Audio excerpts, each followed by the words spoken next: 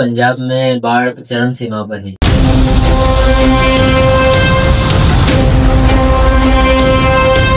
हर बार पंजाब का कुछ हिस्सा बाढ़ की वजह से डूब जाता है, कहीं घर बर्बाद हो जाते हैं, लेकिन सरकार के वादे सिर्फ कागजों तक ही सीमित रह जाते हैं।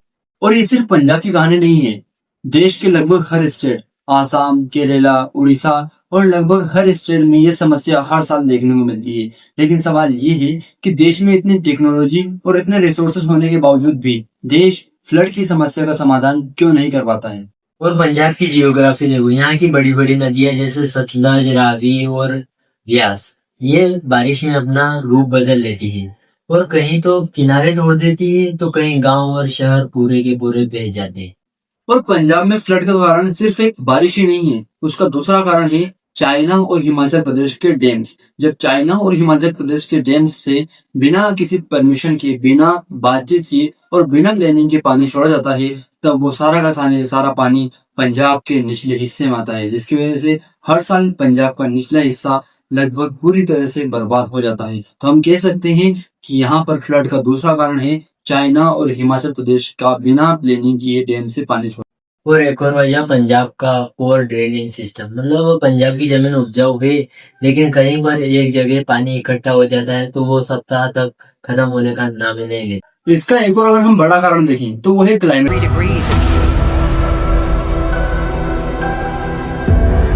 आजकल क्लाइमेट चेंज इतना होने लगा है कि कभी कभी लगातार 2 महीने तक बारिश नहीं आएगी और कभी कभी एक ही हफ्ते में इतना बारिश आएगी कि पूरे पूरे महीने का कोटा वो पूरा करके जाएगी। उसी की वजह से इस तरह की फ्लड की समस्या हमें देखने को मिलती है और उसी वजह से छोटे मोटे गांव, शहर और सभी के सभी तबाह हो जाते हैं। तो तीसरा सबसे बड़ा कारण है इंसान।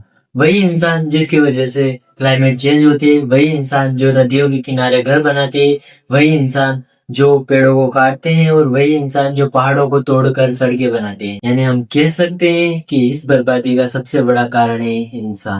और सच तो ये है कि इंडिया में फ्लडिंग सिस्टम इतना अच्छा है ही नहीं। हमारा फ्लडिंग सिस्टम ब्रिटिश काल का चलता आ रहा है। जब से हमें इंडिपेंडेंस मिला है, यानी कि आजादी मिली है, तब से लेकर अब तक इस सिस्टम में कोई मेजर चेंजेस हुए ही नहीं है। और होंगे भी कैसे? हर साल रिलीफ फंड रिलीज तो होता है, लेकिन उसका काम वो तो कुछ होता ही नहीं है। हमारा काम तो कुछ करने का है ही नहीं, सरकार कुछ करती ही नहीं है।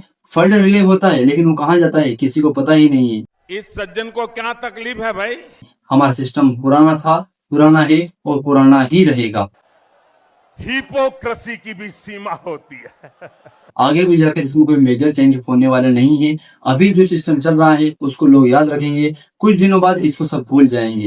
बर्बादी होने के बाद तो राशन और खाना पानी सभी देते हैं, लेकिन बर्बादी होने से पहले उसके बारे में कोई नहीं सोचता। और एक और बड़ी समस्या है कोऑर्डिनेशन की कमी।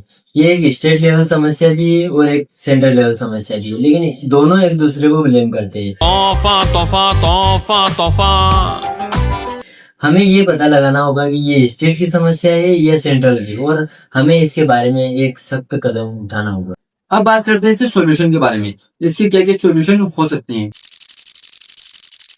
अगर पहले सॉल्यूशन की बात करें तो वो आता है हमारा modern flood forecasting system. Japan और नीदरलैंड जैसे देश होते हैं जो कि एआई और सैटेलाइट की मदद से 7 दिन पहले ही वार्निंग जारी कर देते हैं कि फ्लड की प्रॉब्लम आने वाली है, और ये सारा सिस्टम इंडिया को भी अपनाना चाहिए और ऐसी वार्निंग को जारी कर देना चाहिए। दूसरा सोल्यूशन ये है कि बांध और डैम के पानी को प्रॉपर टाइम पर रिलीज किया जाए और स्टोरेज सिस्टम को सही किया जाए ताकि फ्लड को रोका जा सकता है।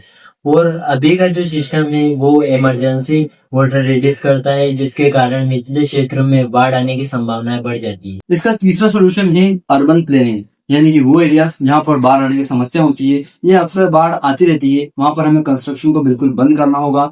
जो हमारा ड्रेनेज सिस्टम है उसको मॉडर्न बनाना होगा, यानी कि उसको थोड़ा सा स्मार्ट करना होगा, और उसके अलावा जो इलीगल एनक्रोचमेंट है उसको बिल्कुल खत्म करनी होगी। इन सारे सोल्यूशन से हम इस समस्या का समाधान कर सकते हैं। चौथा और सबसे इम्पोर्टेंट सोल्यूशन, रिवर अवेयरनेस। जब तक हम रिवर्स के किनारे घर बनाना बंद नहीं करेंगे, जब तक हम रिवर्स में कूड़ा कचरा फेंकना बंद नहीं करेंगे, तब तक ऐसी समस्या आती रहेंगी। और इन सब समस्याओं का समाधान हमें और गवर्नमेंट को मिलकर करना होगा। देखो दोस्तों, फ्लड की समस्या आजकल नेचुरल डिजास्टर से ज्यादा पॉलिटिकल डिजास्टर बन चुका है। यानी कि जब तक कोई नेता आकर इलेक्शन के टाइम पर फोटो नहीं खिंचाता तब तक ये समस्या होती नहीं है। और आजकल जो फ्लड की समस्या है वो एक ईयरली फेस्टिवल जैसे हो गई है, यानी कि हर साल इसको आना ही आना है और इसमें सब कुछ इंक्लूड होता है, करप्शन, फंड रिलीज और हर एक नंबर, कौन मरा, कितने लोग मरे, कितने गांव डूबे, कितने शहर डूबे और किन किन नेताओं ने आकर फोटो खिंचाए, ये सभी नंबर जब तक नहीं आते तब तक ये फेस्टिवल पूरा नहीं होता। फ्लड की समस्या सिर्फ पंजाब की नहीं, भारत के उस हर एक स्टेट की समस्या है जहाँ कभी ना कभी बाढ़ आई है। आखिर ये फ्लड मैनेजमेंट सिस्टम कब सही होगा, सवाल है लेकिन जवाब नहीं। और अगर आपको हमारे वीडियो से कुछ वैल्यू मिली हो तो हमारे चैनल को सब्सक्राइब करें, लाइक करें और बेल आइकन के बटन को प्रेस जरूर करें।